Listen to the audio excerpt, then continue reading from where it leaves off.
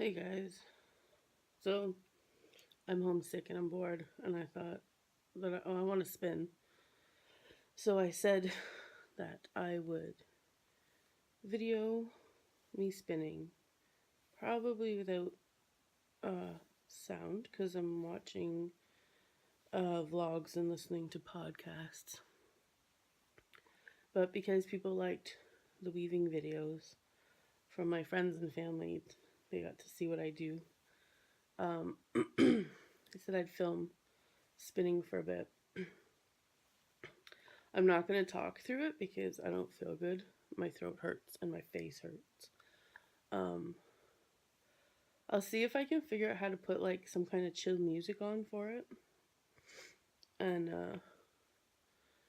you can just enjoy. Like, there's a couple YouTubers that will spin with just music on, and it's just really relaxing to watch. So maybe that'll be relaxing for you. And if not, at least you get to see what spinning is like. So this is fiber that I dyed. I have no idea what base this is anymore.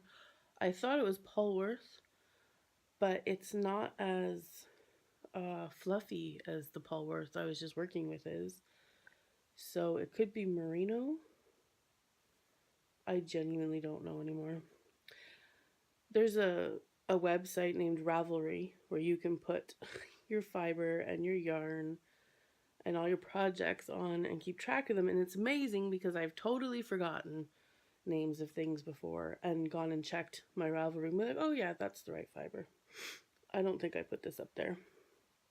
I might have, but when I dyed it, I did navy, magenta, and yellow in the pot and let it mix. So there's all these different variations of colors throughout the thing. And I have another skein over in the window that I finished that's hot pink and yellow. And it's done as thin as I can spin. So I'm going to try and spin this one quite thin too. So one way to help yourself spin thin is it's called stripping the fiber. And you strip it into thin strips like this. And you spin from that as opposed to the end of a big, big, thick chunk. If I was doing a thick art yarn, I would spin from a chunk because that makes it fluffier. That got thicker. That's fine. And some people will split this again like 2 or 3 times. I don't think I will,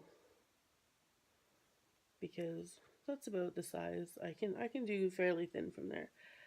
There's different weights for your yarns, so you can get, there's a couple in between, but generally it's lace, fingering. I know, it's a ridiculous name.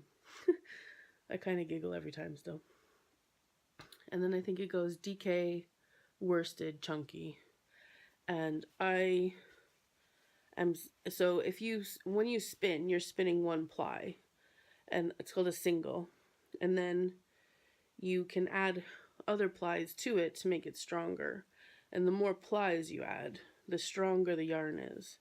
So if you want to make a scarf, you can just do a single ply, and that'll be nice and fluffy.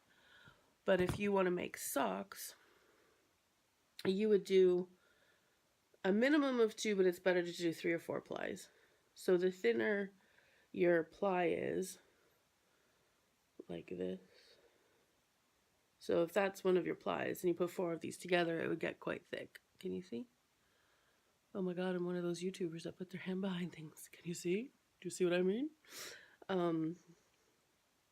So the yarn that I did before that's hot pink and yellow is a 2-ply. And it's just a relaxing spin, kind of like a default shut your brain off and have fun spin. And that's what I'm going to do now because I'm sick and I'm just watching vlogs and podcasts. And I think I can weave these colors together for an interesting and vibrant scarf. Where's the end?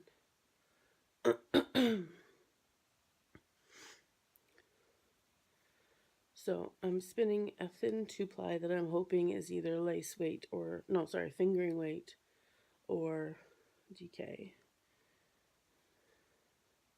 I'll sort that out when I get to it.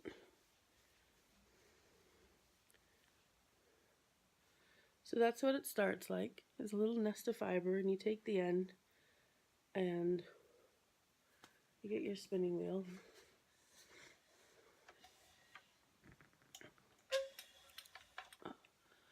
I'll set the camera up better so you can see.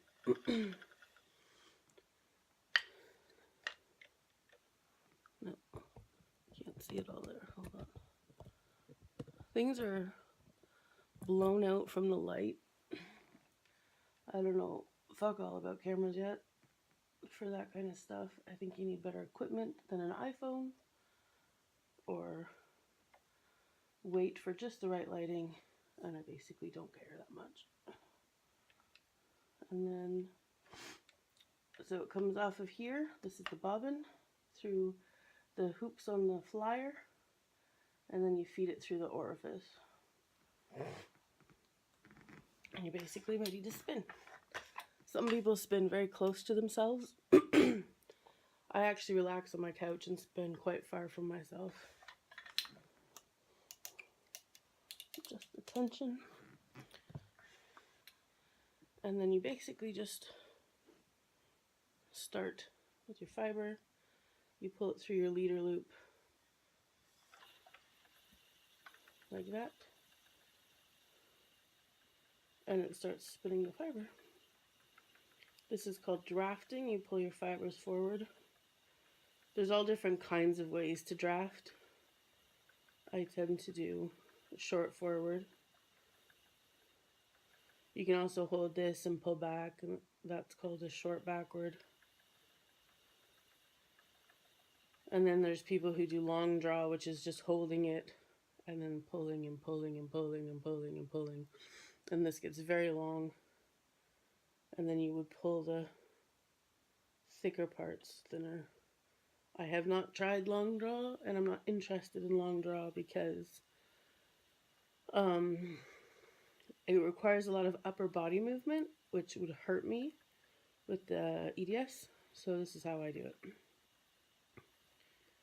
I just sit and relax my arms against my body and just draft. And then if you get any nubbly bits on your yarn that you don't want, you just pick them out.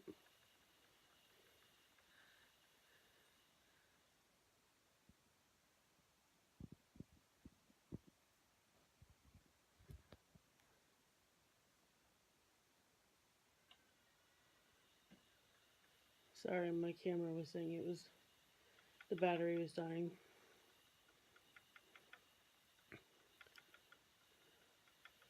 So I'm going to try and go as thin as I can because I like the practice, and I'm going to be working on a lot of art yarns in the future because I got a commission for a giant shawl from somebody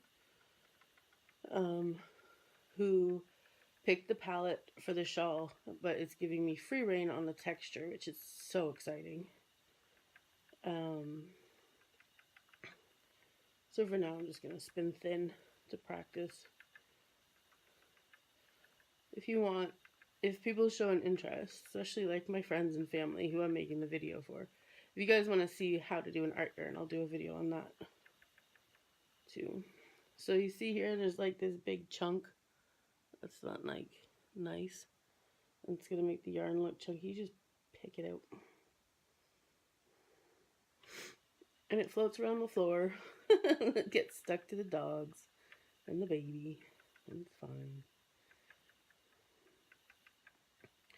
So, and then as it goes on the bobbin, you move these along so it changes where the yarn goes on the bobbin. So I'm going to set up to watch my vlogs and plug my camera in, and then I might, if I figure it out, insert some music here and you can watch me spin.